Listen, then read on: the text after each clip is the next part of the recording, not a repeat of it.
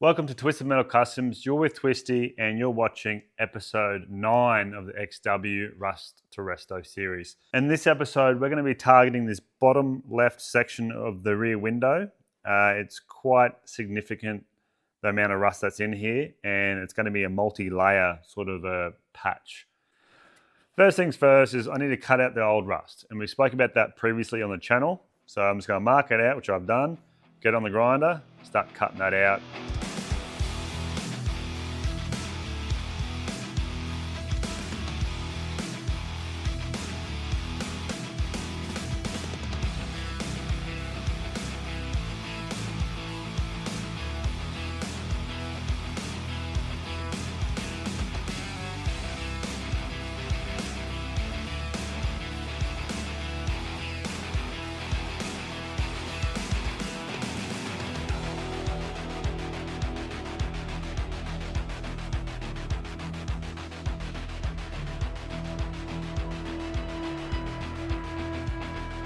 Alrighty, that's cut out.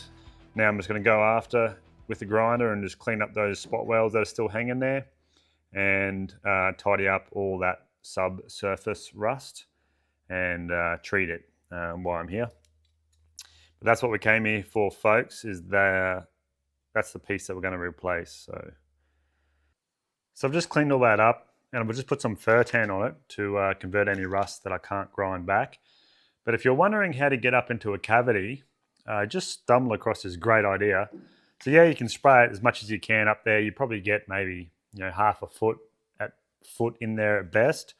But let's say that you're in a whole cavity that you can't get in there, is hook up your air blower and blow into the cavity while spraying your rust converter or whatever treatment you have against the air, and it'll atomize and basically get much further down that cavity than you would if you were just trying to spray it. I'll show you by example.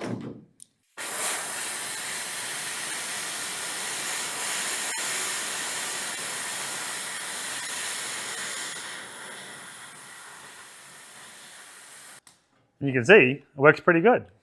I'll go have a look on the other side and see how far it got, but I dare say that's probably a couple of feet now. So do that both sides and cavity's treated.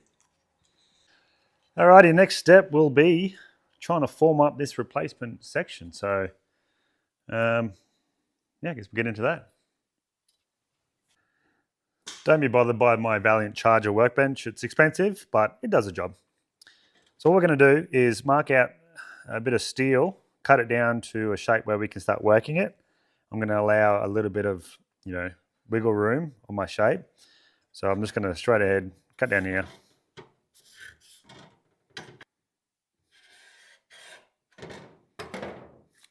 We'll go cut that off. Now I'm just going to mark up the cross sections where I need to fold.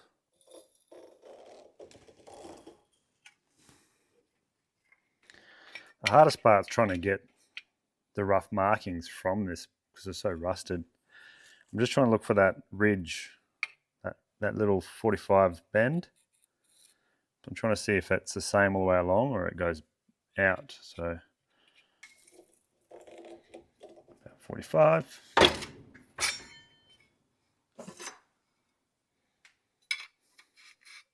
Pretty good. Alrighty, we have that mocked up. I've got the folds there at the end that need to fold down, which is going to be the spot weld onto the next replacement piece. But the biggest piece of advice for doing multiple sections is don't be afraid to do multiple sections, not just one piece. It's going to be impossible to do. So this is, for example, that's going to be the first main section, which is just like that. So I'm going to go ahead and start on the next piece and see if I can start piecing this together.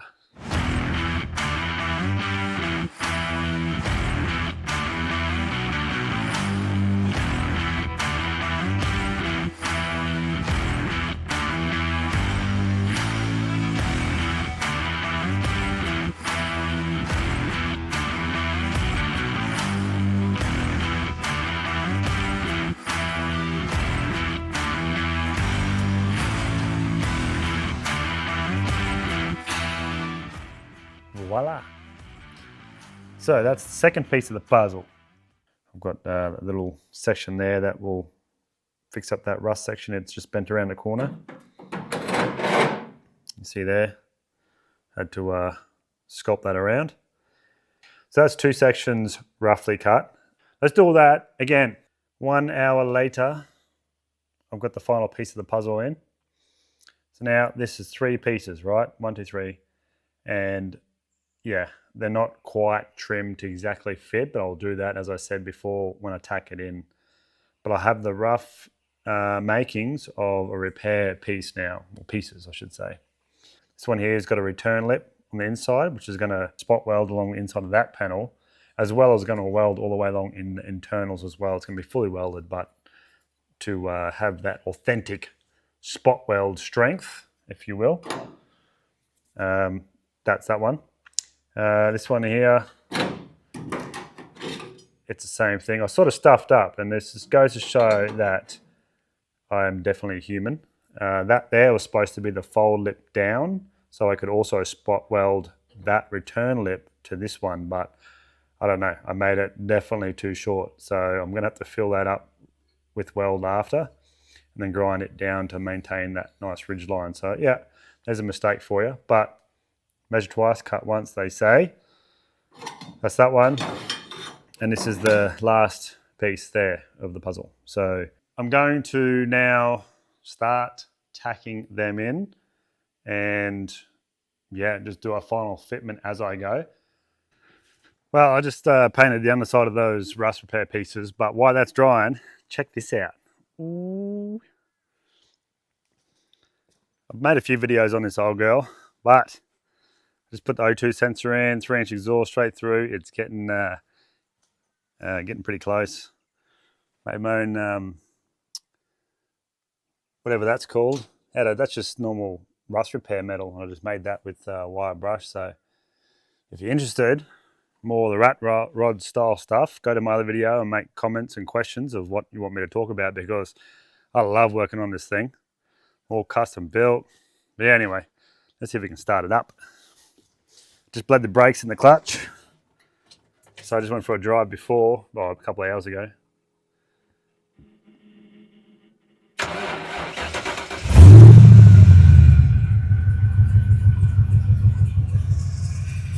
Oh yeah, listen to that.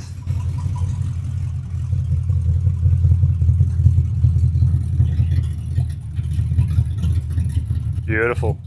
5-litre EFI. So 55 different types of gauges there.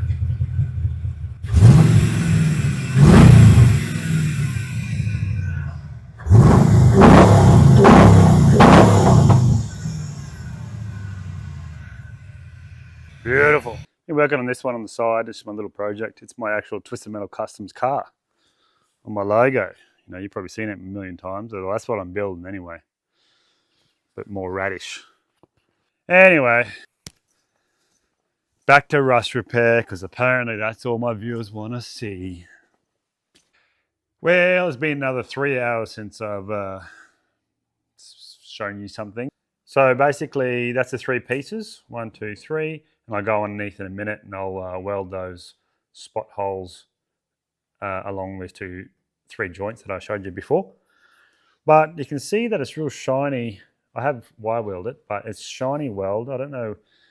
I actually ran out of gas, and I was supposed to get another bottle of Argo Shield, which is a mix, but I've had a bottle of 100% argon. I've been using that, and it just doesn't work the same. I don't know if any pro welders out there can tell me why, but I think it's supposed to be for alloy. That's why I bought it, actually. I remember now.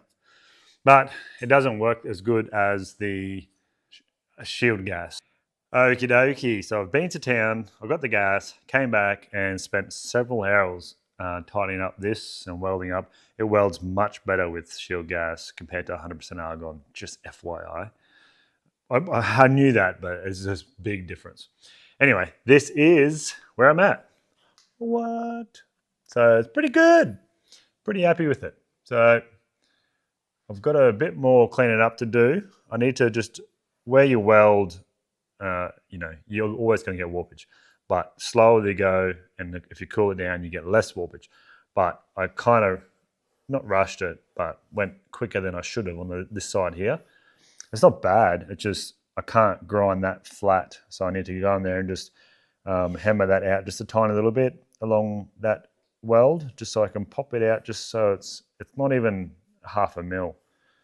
You know, epoxy will probably fill that, but I might do that just to make, you know, peace of mind for me.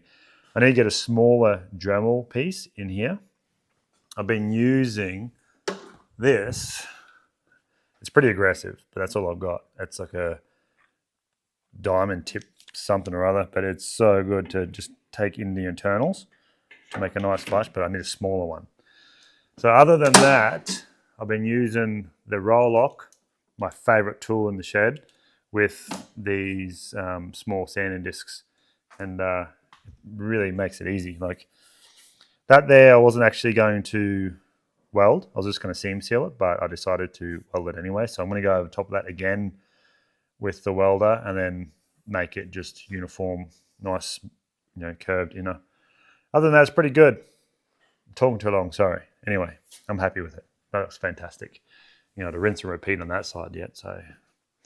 So one more section done on the XW. So thanks for tuning in.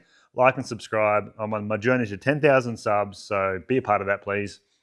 Appreciate it if you did that. And I'll see you next time. Cheerio. Go on. There's nothing left here for you. Go watch another video.